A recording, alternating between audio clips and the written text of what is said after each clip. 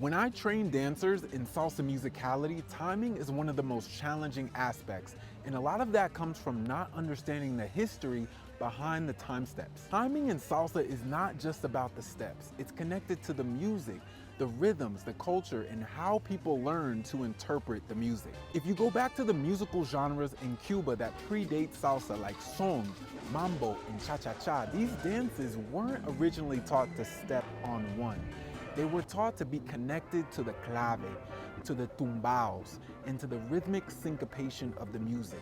Now, if you go back to the 1940s and 50s, Cuban music started to reach much more of a wider audience.